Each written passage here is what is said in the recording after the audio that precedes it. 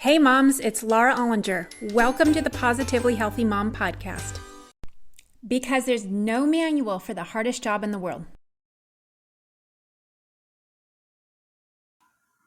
Hello, everyone. Welcome to today's episode of the Positively Healthy Mom. Today, I have Sherry Shaban, who is an osteopath and health and life coach. So, Sherry, say hello to everyone. Hi, Laura. Thank you so much for having me. Yeah. So I'm so excited today. We are going to be talking about a variety of things, but it's all about our relationship to food as moms, but also as an example for our teenagers and our teenage girls and boys who might be, eating maybe in an unhealthy way. So what is your stance on healthy eating and a good relationship with food? Well, thanks so much for asking. And I think this really stems from my story, which I'd like to share really quickly. Growing up, I was always super involved in sports. I was a child athlete, and that was something that was a very big part of my identity. But when I was in high school, I was struck by a car and I ended up having a back surgery and was told that I wasn't going to play sports anymore. And for a very long time, I listened to that advice and found myself just going down this really big rabbit hole of types of habits that really did not serve me. The type of habits that basically we tell our kids that we don't want them to do. Well, I was doing all these things. And in my early 20s, I kind of just woke up one day just after a night of partying and just not feeling in alignment with myself. And that's when I decided to go back to the gym and really start working on myself again. Even though doctors had said I wasn't allowed to exercise, I was just in so much pain. I was relying on pain medication to get through every single day. And I just couldn't live this way anymore. And so when I signed up at my local gym, at that point, I had no idea what I was doing. I was actually doing my master's degree in biochemistry. And so what I ended up doing is just copying everybody around me. Whatever exercise and movement they were doing, that's what I did. And I got hooked. After a few months, I was able to come off pain medication. I was feeling amazing. I bought a treadmill. I started running. And that's when I decided to shift careers and then get into health and fitness. And that's where I really got my hands on every single certification I possibly could. And that was anything that had to do with the human body, biomechanics, all kinds of trainings, TRX, CrossFit, you name it, I did it. And that's also when I started learning about nutrition, because my goal, even though at that point was not to release weight at all, it was really, how could I find the best way to eat? We need to know how to eat healthy. And I got to learn how to do this, because if I know how to do it, I can help my clients do it too. And so back in the day, everyone was talking about counting calories. And so what did I do? I started counting calories. And then all of a sudden, everyone was saying fats are bad. I'm like, what? Fats are bad? Okay, well, let me go low fat. So I went low fat. It was 0% fat forever. Then all of a sudden, this dude named Atkins said, no, wait a minute. Fats are good. And that's what we're supposed to be eating. That's the healthy way to eat. And there's so much science to prove all of that. And so what did I do? I started going Atkins, and eventually I opened a CrossFit gym. And then I heard that we're supposed to be eating like cavemen. So then I did that. And after that, that became the zone diet, and then the keto diet. And then I even became vegan. And that's when I started becoming really, really confused, because that's the whole thing. Eating healthy according to whatever science book that you read, or whatever book that tells you is the right way to eat, is going to always be backed by proof.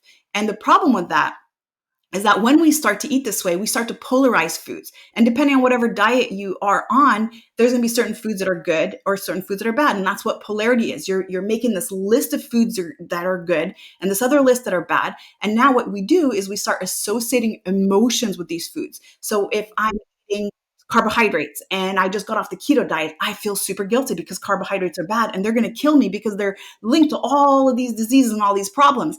And that's where I start to notice that as I was going through this whole experience of jumping from diet to diet to diet, what I was actually also doing is secretly, really without even trying it, I was actually developing a disordered relationship with food.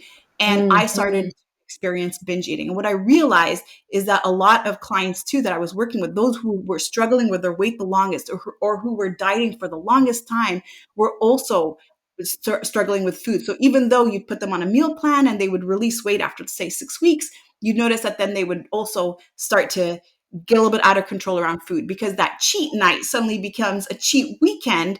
And what we're actually doing is binge eating. And so to answer your question, the standpoint on understanding what is healthy around food, or what it means to even have a healthy diet, actually is more of an intuitive process, because what might feel right for me might be a little bit different to somebody else, and might be maybe even different for me in a few years. And the more that we are intuitive with our bodies, and the more that we really listen to our bodies, and we understand that every single type of quote unquote diet serves a certain person, and that there's not this one size fits all, and learn how to eat food in a way that doesn't give it so much meaning, that isn't so charging to certain foods, we can then find the right way to eat without the emotional attachments, without having to learn to cope with certain emotions, and turn towards food in order to cope with these emotions, or that we are struggling with nighttime snacking or any other disordered relationship with food that tends to then drive the weight and drive all of these health effects that we are always trying to avoid and reverse. Mm. So it's really interesting. The pattern I heard you say was just how emotions are tied to these foods. And it's funny because if you think of like maybe a robot or something who doesn't have any emotions, like they would be able to choose what would fuel their system, and they wouldn't have that emotional attachment to it, and so it would be easy for them. But because we are not robots, we are humans, it's not quite so easy. So are some ways that you help coach your clients in order to either release those emotions or detach from them, or what is your process? Yeah, it's all about the nervous system. And the part of the nervous system that I work with is the autonomic nervous system. Mm-hmm. And the autonomic nervous system, that's the part of the nervous system that controls all of the involuntary things like heart rate and heartbeat and blood pressure and temperature and even hormones, even thoughts and emotions.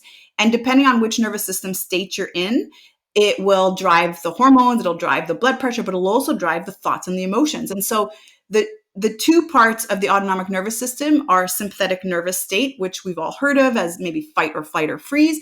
I call it protection mode. And then we also have parasympathetic, which is that rest and digest. That's the natural state that we're supposed to be in most of the time. That's where the body can start to regulate itself, regulate metabolism, regulate hormones, recover and regenerate any tissue and heal itself. And that I call safety mode. But the way that we actually trigger ourselves into protection mode, first of all, is only supposed to be temporary. It's only supposed to be for a short amount of time. Our body does its job. We either get out of a stressful situation, we're able to solve our problems, and then we're supposed to be able to regulate and come back to safety mode. But the way that, first of all, society is set up right now, where it's go, go, go, do more. Why aren't you working 7 days a week and don't sleep and don't this, and sleep is for weak people.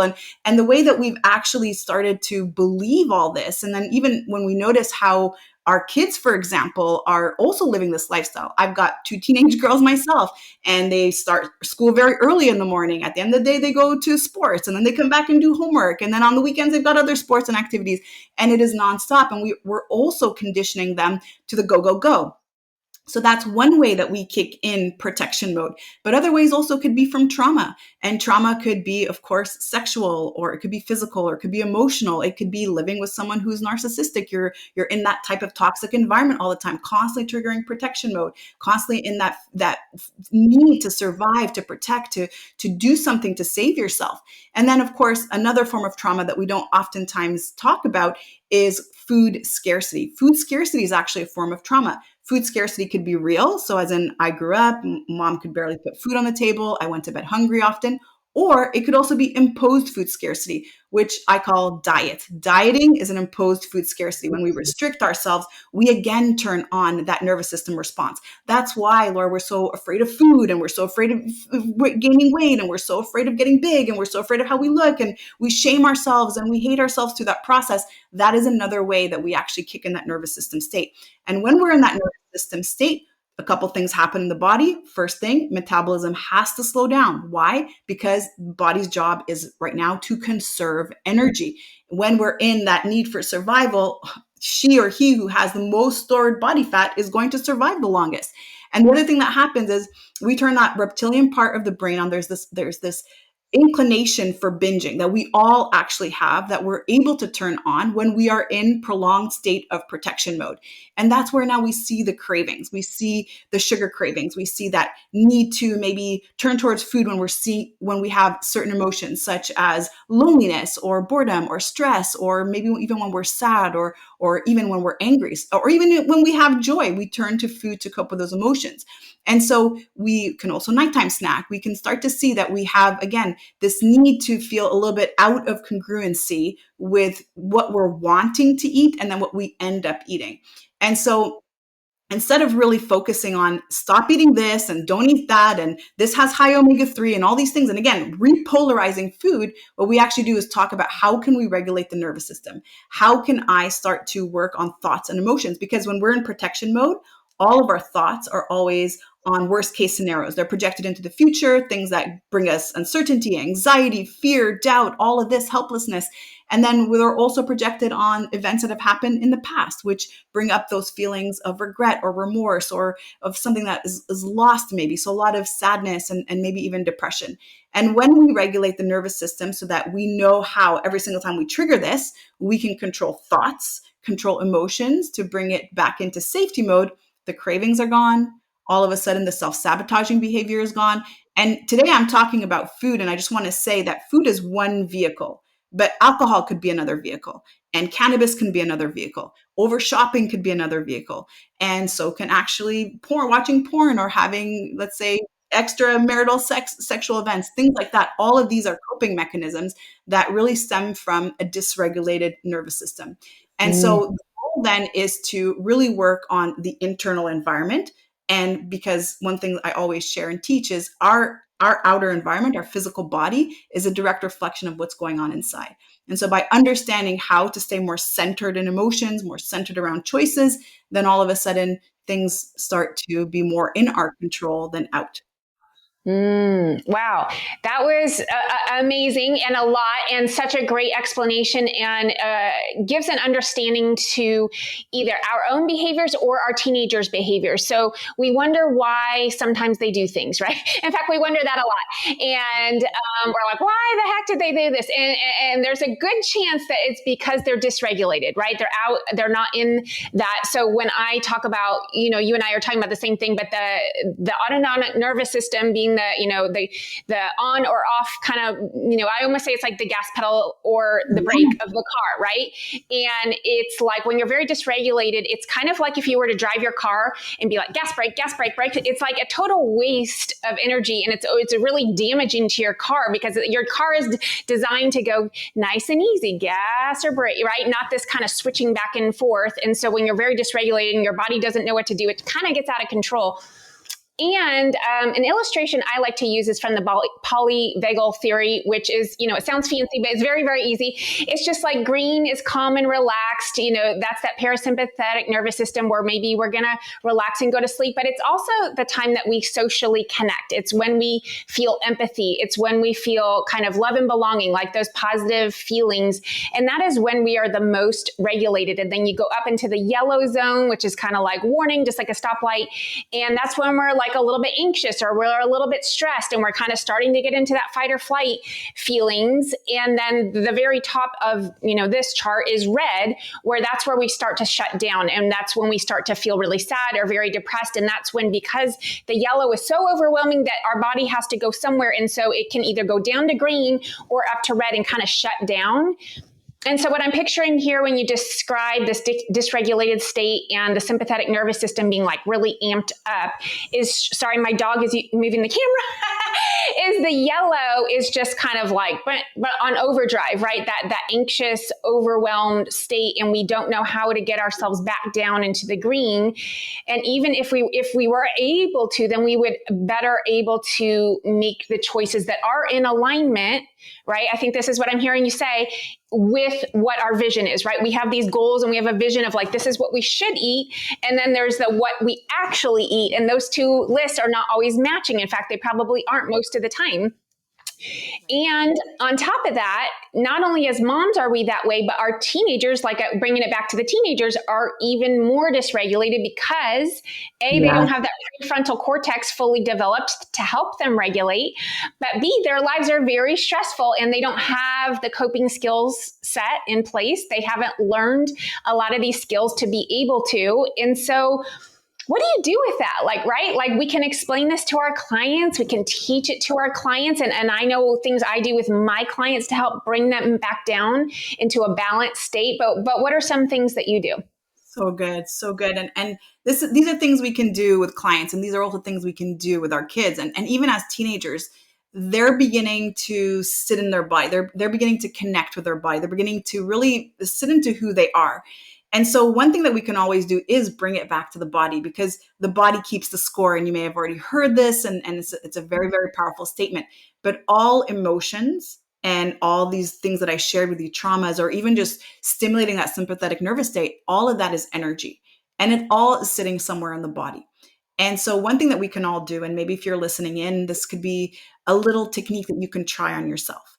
And so just sitting really still with yourself and taking a few deep breaths, and then scanning the body maybe for areas of tension, and finding areas of tension, starting really from the top of the head, bringing it all the way down to the face and to the shoulders, and just without even questioning too much, just really sitting more in the body, less in the mind, finding an area that has tension. And when you find that area that has tension, you can just even ask that area, what emotion are you holding on to? And the emotion that may come up might be fear. The emotion that may come up might be worry. It might be something that you're not even aware of. And even just, again, without the mind thinking so much, I want this to really be the first thing that comes to your mind, because the first thing that comes to your mind is what the body is saying. The more we try to interfere and rationalize, that's more our mind that's rationalizing. And whatever emotion comes up, it will stem from four main emotions. We only have four main emotions or feelings. We've got fear, we have sadness, we have anger, and we have joy. And these emotions generally, especially when we feel something like fear, these are emotions that we tend to want to escape, or sadness, because they're low vibration emotions. It does feel uncomfortable.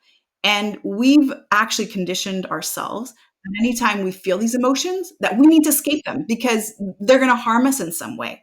And that's the thing, is they are a part of that sympathetic nervous system response, and they're there for a purpose. They actually serve a purpose.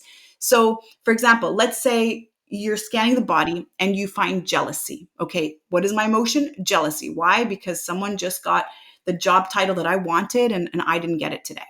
Well, jealousy still has a root or roots from one of these, or two or more of these four, depending on the person. Every single person's different.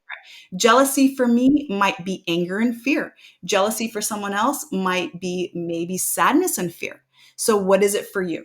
Now that you've identified, okay, which of the four, root four, are there, now let's break that up. So if, for example, you're noticing that there's fear, well, fear is a very important emotion. Fear is that emotion that basically serves as our blind spots. Fear tells us what to be aware of. Fear tells us and shows us maybe what we don't notice. Fear gives us an opportunity to take action from it. And it's also there again so that we can find a way to protect ourselves. So if we're feeling fear, we shouldn't try to escape it. We should maybe try to understand, okay, fear, what you trying to tell me? What is it that I don't see? What is it I'm not aware of? And if, for example, I feel anger, well, anger is also another one of those emotions that sometimes we're embarrassed to express, and we shouldn't be angry, and anger is a bad thing. But anger is actually how we draw boundaries. It's how we take action. The only way that we can take action is through anger. So if I'm feeling angry, okay, what kind of boundaries do I need to place here? And anger is a higher vibration than fear. So think about it.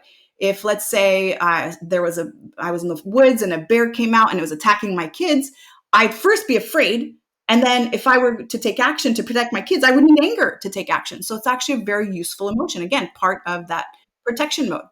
And then sadness is one of those emotions. Again, that's a heavy one. That sits at the lowest vibration. Actually, lowest is shame and guilt. But then above that is sadness. But it's a heavy feeling. You actually feel heaviness in the body because literally your body's vibrating a lot slower. You are actually heavier. And sadness is an important emotion. Sadness shows you that there's something coming to an end and something else is beginning. And that's the law of the universe. That something will end and something else will begin. So that's your opportunity to also reflect on, well, what's going on in my life that's making me sad right now? What is ending and what is beginning? And joy is another important one because a lot of us eat when we have joy, or a lot of us maybe tend to turn towards certain substances when we have joy. So what is it? actually we're trying to escape from that feeling of joy. And sometimes what could be behind that is that feeling of not enoughness or not deservingness, because we have joy and maybe we're feeling a little bit even guilty that we have a particular sense of joy when maybe someone else is suffering around us. So by allowing yourself just to get curious and really feeling it through your body and starting to breathe into that, you're already going to notice that things are starting to shift. But what we tend to do instead, Laura, is we tend to feel this emotion. There's a trigger. I need a glass of wine. There's a trigger. I need to eat. I need a cookie. And so we don't even give ourselves that opportunity. And so we learn to just condition ourselves and download that pattern. Every time I feel fear, or every time I feel worry, or every time I feel this, I'm going to turn to that. And without actually trying to understand that these emotions are there, they're serving a purpose, and they are getting us to really take action in some way. Now, what we can do also, especially, and it's never, ever, ever too late, even if you never maybe held space for your kids growing up and had them express their emotions, or even for yourself, if you grew up in an environment where, let's say, emotions weren't validated, that every time you felt a particular emotion, have a cookie, or if something great happened, have a cookie, and you didn't have that connection with being able to express your emotion, it's never too late. And this is something that you can teach your kids. It's okay to be angry. It's okay to have fear. It's okay to have joy. It's okay to have sadness. And these are not emotions that we need to numb. Boys can cry, and that's okay also. Whereas again, we're learning that we're not allowed to do that. So giving yourself full permission to express that and express it does not revolve around trying to numb it, trying to escape it, trying to avoid it is so incredibly powerful. And this is a process that obviously takes practice. So I showed you today how to get into your body, and that's one tool that I use, but there's many other tools. But Yeah. it's a process, and it could be a hit and miss. So as you get started, don't get frustrated with yourself. Have a lot of grace, because these have been patterns you've been probably playing out for years and years and years, if not decades. And so allow yourself to get into that. And you'll start to notice that there are certain emotions, once you break them up into those 4 that I shared, that will drive you to a certain behavior. So it might always be fear for you. And it could also stem from your childhood. So again, connecting with the body, trying to remember, okay, when was the first time I felt that? What was the circumstance? Well, I was an 8-year-old girl. So this belief system came from an 8-year-old girl. It was the 8-year-old part of me. And now we can start doing some inner child work also around that, just to really start to explore what meanings did I give that? What does that 8-year-old girl need to help her maybe change that memory, or to give her exactly what is missing in that moment. Wow. That was so powerful, just what you described, because you're right. I think we do feel uncomfortable with uncomfortable emotions, and we suppress them or we push them away. And we have a hard time just as humans tolerating these uncomfortable things. And even the joy one, I thought that was so great that you said that, because it's true. That's what people, do self-sabotage when they feel joyful, or, they have a fear of success. That's some things that I deal with certain clients. And so, yeah, just giving those pieces, space and allow them to process and feel them and kind of accept them instead of resist them. So I want to turn the conversation into a different direction before we wind down. Everybody's talking about the injectables for weight loss, the semaglutides, and I don't know all the proper terms for them, but it's a big thing. It's going on. I know a lot of people that are doing it, and I know a lot of people that have lost a lot of weight. They look amazing. What are your thoughts about that? So my thoughts are to do the research first and foremost, and to also start looking up people who are coming forward who are talking about the negative side effects that are not being spoken about. And the issue right now is that, of course, there are a lot of celebrities and big names right now standing behind these medications. But what I'll also say is do the research and find out the other side of the story. If it's too good to be true, most often it is too good to be true. These medications are generally given for people with diabetes, and now they're being prescribed to anybody who's wanting to release weight rapidly. And some of the side effects that I'm seeing with my clients, so things like gastric paralysis, there's, constipation, and it's taking Ozempic and semaglutides gives the body the same effect as taking laxatives for a long time. So if you know the effects of what happens when you take laxatives for a long time, you then lose the ability to have that natural smooth muscle contraction of the colon so that you can eliminate. And so taking Ozempic gives you the exact same effects. It also starts to tamper with the body's natural ability to regulate its insulin and its glucose metabolism. And what I always tend to see is that people are successful while they're on these medications. And of course, the idea is to continue to be on them. There's other side effects that include vomiting and diarrhea, and vomiting, violent vomiting, like not just feeling sick, but actually like, uncontrollable. And so a lot of side effects, and a lot of experts also are coming forward to talk about it. But basically, when you take Ozempic, you do release weight, yes. And the majority of that weight loss that you actually tend to experience is muscle mass. And so what we end up seeing is anyone who comes off this medication regains that weight back. And so you have to learn how to make certain shifts in your life first, in my opinion, and before you take any other medication that's going to assist you to do that. If you haven't done that yet, if you have not done that yet, what I would recommend is start there. There's so many ways that you can shift certain habits around your nutrition. And I'm anti-diet, and when I say this, it's really habits around maybe when you're eating, or bringing in certain habits before removing in other habits. But there's certain things that you can do around your nutrition and around your movement that could fit your lifestyle, that can be sustainable for you, and that can give you the result that you want. But it's our society now has, and just kind of what we're talking about with the nervous system, it has a focus on instant gratification and an instant reward. It's an instant reward. I want to do this, and I want to be finished in a month, and I want to see results yesterday. And we're no longer patient around how to actually continue to put in that work to see that long-term effect. But again, do the research, and don't take my word for it. There's so much stuff out there right now. So many people also advocating against this right now. And just be mindful. Again, if it's too good to be true, it's too good to be true. And there's always that rule when it comes to releasing weight. The faster it's off, the faster it comes back. So if you've made lifestyle changes that over a few months, you're now starting to see the effect of, well, those are permanent.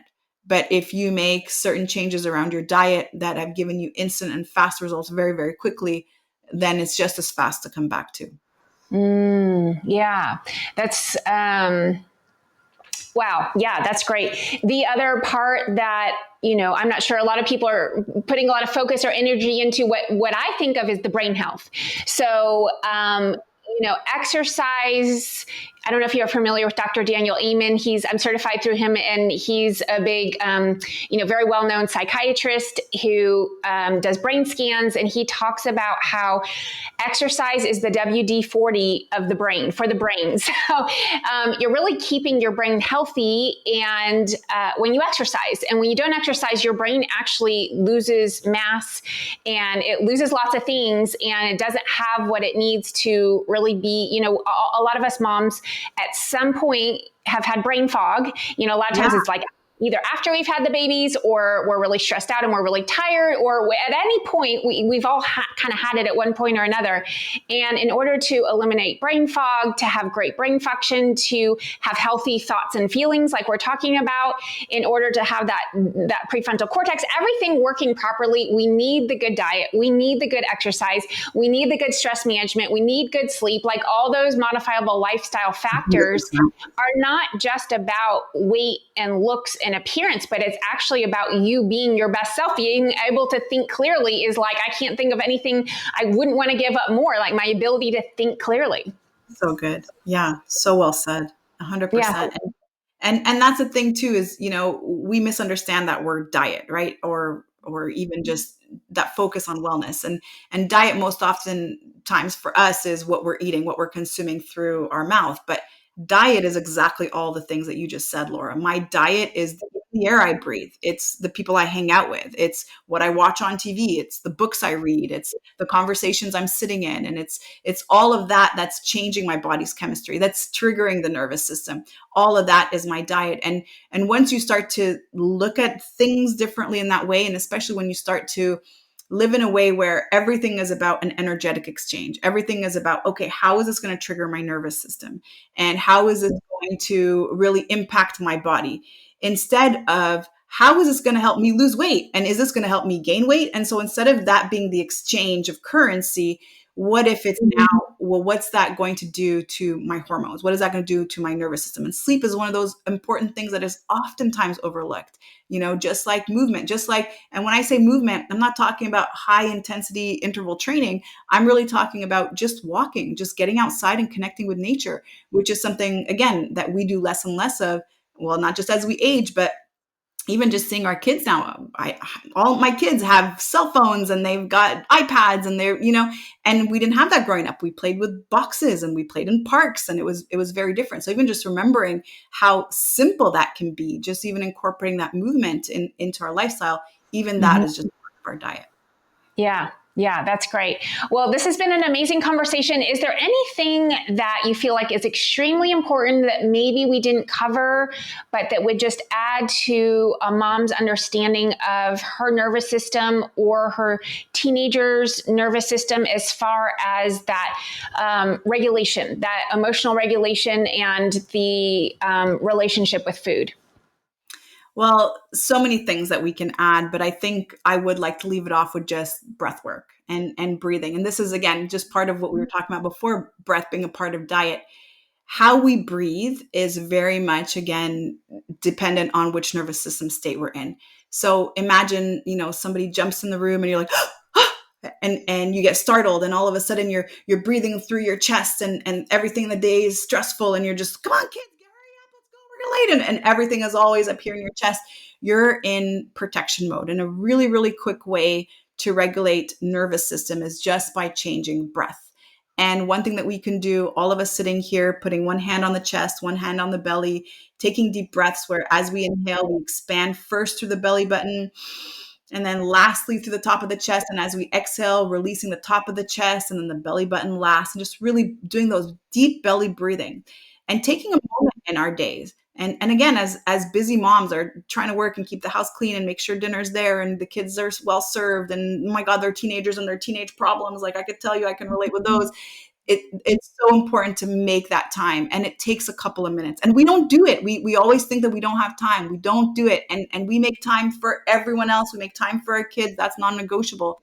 But taking time for ourselves. And I'll tell you now, as the mom, you are the center of the universe of the household. And if you are regulated, and if you are calm, and if you are taking care of you and filling your own cup first and putting that oxygen mask on first, like they always say, you're going to impact your kids in the most positive way. Sometimes we think we have to do things for them so that they're good, but it's actually the opposite. We have to do things for us so that they're good. And when we can do that, when we prioritize ourselves, when we really take those moments for ourselves where it's not, my moment for myself is to go eat ice cream. My moment for myself is to go breathe. My moment for myself is to go to connect with nature, go do art, go do that thing that I always want to do. That's a great way also to really regulate the nervous system. And so if you're listening to this and you're resonating with this, take that time, put it in your schedule, make that you time, and then see how that's going to start to impact everyone else around you. I love it. I could not agree more. So Sherry, where can people find you? Well, Instagram is the easiest way. At Sherry Shaban Fitness is my handle. And then also, I'd love to offer you a little something if you're finding that you have some dysregulated emotions or you're tending to turn towards food to cope with them. If you go to my website, makepeacewithfood.com, I have a free little download for you where we'll go through some of the things I shared today, but even more. And you've got a couple of exercises as well to do and some self-reflection to get you started on your journey. Fantastic. Thank you. I appreciate it. And that's a great offer. I hope everybody goes and gets the download and follows you on Instagram. So I appreciate it. Have a great day. Thank you so much. I really love this conversation. You're really great at what you do, Laura. Keep it up. Oh, thank you. Thank you. Okay. All right. Take care. Thank you for listening to the Positively Healthy Mom podcast, because there's no manual for the hardest job in the world. Don't forget to subscribe and share with your friends.